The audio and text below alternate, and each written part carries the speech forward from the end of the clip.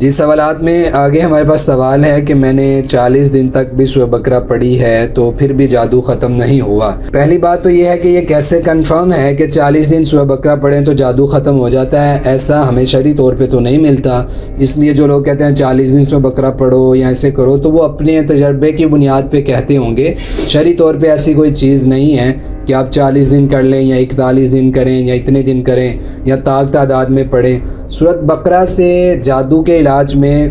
فرق آتا ہے، جادو کے علاج میں سورۃ بقرہ ہوتی ہے، لیکن فقط سورۃ بقرہ سے بعض دفعہ جادو کا علاج نہیں ہو پاتا۔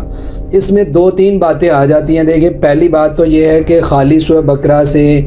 یہ ہے کہ آپ کہیں کہ جادو کا توڑ ہو جائے اور آپ اپنے اذکار، اپنے وظائف، حفاظت کی دعائیں یا سورۃ فلق ناس یہ چیزیں نہ پڑھیں۔ اب جادو سے بچنے کے لیے سورۃ بقرہ واقعی فائدہ دیتی ہے، جیسے حدیث ہے کہ جادوگروں کی حسرت رہتی ہے تو ان کا جادو نہیں چل پاتا سورۃ بقرہ کے سامنے، ٹھیک ہے، یہ بات صحیح ہے، اور باعث برکت بھی ہے سورۃ بقرہ کا پڑھنا۔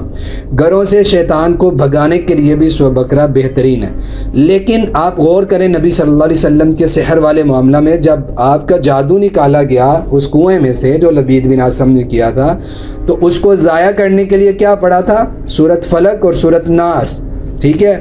تو سورۃ بقرہ الگ ہے اور جو سورۃ فلق اور سورۃ ناس ہے وہ الگ ہے۔ سورۃ فلق ناس سے جادو کو ختم کیا جائے گا، یعنی اگر مل جائے تو اس کو ضائع کیا جائے گا، اور سورۃ بقرہ ویسے شیاطین کو بھگانے کے لیے، گھر میں برکت کے لیے اور سکون کے لیے بہت بہتر ہے۔ تو یہ سمجھ آئی کہ سورۃ فلق اور سورۃ ناس بھی جادو کے توڑ میں ہیں،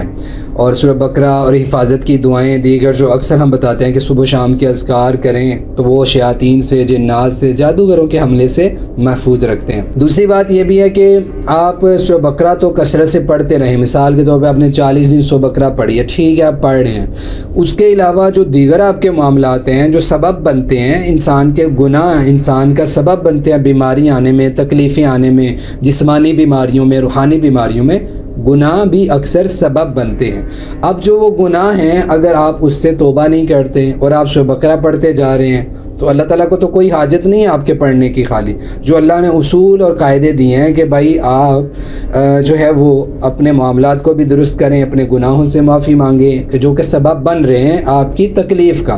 تو اپنی سورۃ بقرہ پڑھنے کے ساتھ ساتھ اپنی روٹین کو بھی دیکھیں، چغلی، غیبت، حسد، گناہ، دوسرے کو تنگ کرنا، کسی کے لیے تکلیف کا باعث بننا، میوزک سننا، اپنی ذات کی حد تک کے گناہ، بلا وجہ تصویریں بنانا، یہ بھی گناہ میں آتا ہے، ٹھیک ہے۔ تو اپنی ذات کو بھی دیکھیں نا، اس کو بھی ساتھ ساتھ دیکھیں کہ آپ خالی سورۃ بقرہ نہیں پڑھیں، تو اس کو بھی ساتھ ساتھ دیکھیں کہ کوئی ایسا معاملہ تو نہیں ہے، ٹھیک ہے۔ تیسری اور آخری بات یہ ہے کہ بعض دفعہ انسان سورۃ بقرہ بھی پڑھ رہا ہے، اذکار بھی کر رہا ہے، فلق ناس بھی پڑھتا ہے، گناہ بھی نہیں ہے، تو تیسری بات وہی آ جاتی ہے کہ انسان کو اللہ تعالیٰ نے کچھ خاص وقت تک کے لیے اس کی شفا کو اس سے دور کر دیا ہوتا ہے، ٹھیک ہے، شفا اس سے مؤخر کر دی گئی ہوتی ہے، اللہ تعالیٰ نہیں چاہ رہے ہوتے اس وقت تک اس کو شفا دینا۔ تو ایسی صورت میں اپنے معاملات کو بھی درست کریں اور اپنی پڑھائی اور اذکار اور ان چیزوں کو جاری رکھیں۔ بہرحال یہ کنفرم نہیں ہے کہ آپ سورۃ بقرہ 40 دن پڑھیں تو جادو جو ہے وہ لازمی ختم ہو جائے، واللہ اعلم۔